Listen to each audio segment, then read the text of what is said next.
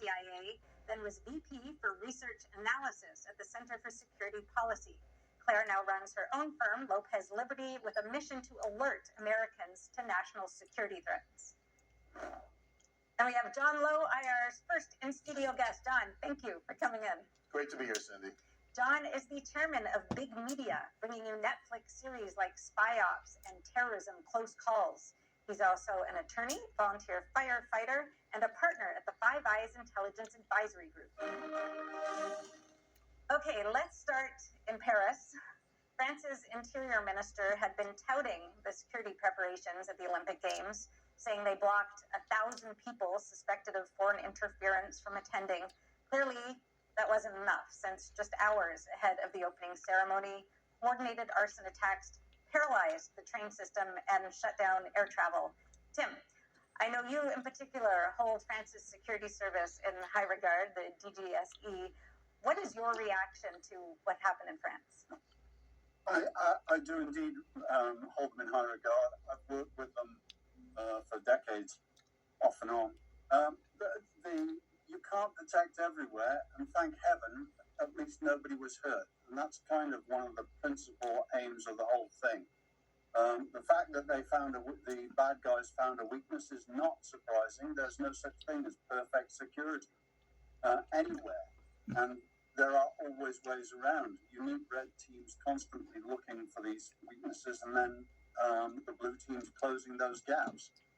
And what can I say except France has deployed 45,000 police, 10,000 soldiers. And an audience today expected to be around 200, 250,000. That's a really good ratio of security personnel to, shall we say, the public. And I honestly think that, of course, a major event can happen. I think the French response, however, will be rapid and effective. And I think that the precautions that they're taking, the visible ones, are good. The invisible, unseen, and the layers are even better. Claire, maybe, do you have any insight into that, what Tim just said? What are those unseen layers? And what kind of cooperation is there with international agencies at this kind of event? Well, I expect there probably is quite a bit of international cooperation in the lead up to the Olympics, which open today, go to August the 11th. But what happened is, I think, a direct result of jihadists, Islamic jihadi groups, to include the Islamic State Khorasan, and Al-Qaeda affiliated jihadis, who quite a long way in advance of this urged their followers to engage in lone wolf kind of attacks, and indeed that's what we saw here: dispersed attacks, arson attacks, as well as attacks against apparently the cable system, the cable system for the rail line, and it was devastating. I mean, it left hundreds of thousands of people stranded all over France, trying to get to Paris, trying to get to the venue. We'll see if they can manage, to stop, any further attacks like these. But the problem, again, is if they are lone wolves, we know that France, of course, is completely overrun with jihadis. As long ago as, 14, 17 years ago, they published online a list of 750 no-go zones in France. These are essentially Muslim areas that have seceded from the sovereign control of the central government. Best of my knowledge, nobody's ever done a thing about that. Hey, John, do you have any sense? What do you think? Do you think this is, lone wolves? It seems there's obviously some level of coordination. Do you suspect it's people already in the country, or people they were unable to stop from coming in the country? Well, I think this is an interesting set of attacks. I think that there are multiple motivated parties here who could potentially be behind this. I think that France's support of Ukraine and President Macron's outspoken support of Ukraine and his anti-Putin rhetoric, I think, made France in these Olympics a great potential target for the Russians. But what's interesting is that the Russians, they're sabotage program would normally include something more in line with a cyber attack, maybe something a little more sophisticated. And this seems to me a little bit more low tech and involved a lot of manpower, which strikes me as maybe more motivated by one of the Islamic groups or even Iran, who have plenty of people inside the borders of France. Millions of people who have a similar ideology, some of whom will be motivated to take extreme acts like this. And what better way to embarrass France than to do this right as France is taking center stage of the world at the Olympics? All right. So actually, Tim, I want to ask you, what do you think is the psychological impact of an attack like this? Because, we were told just days before by the Interior Minister how secure things are, and then this gets through.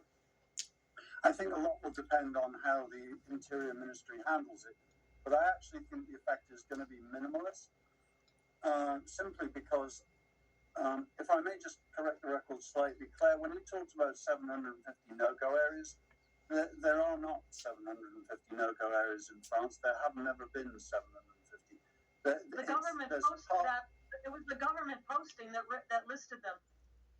That listed them as areas of economic interest.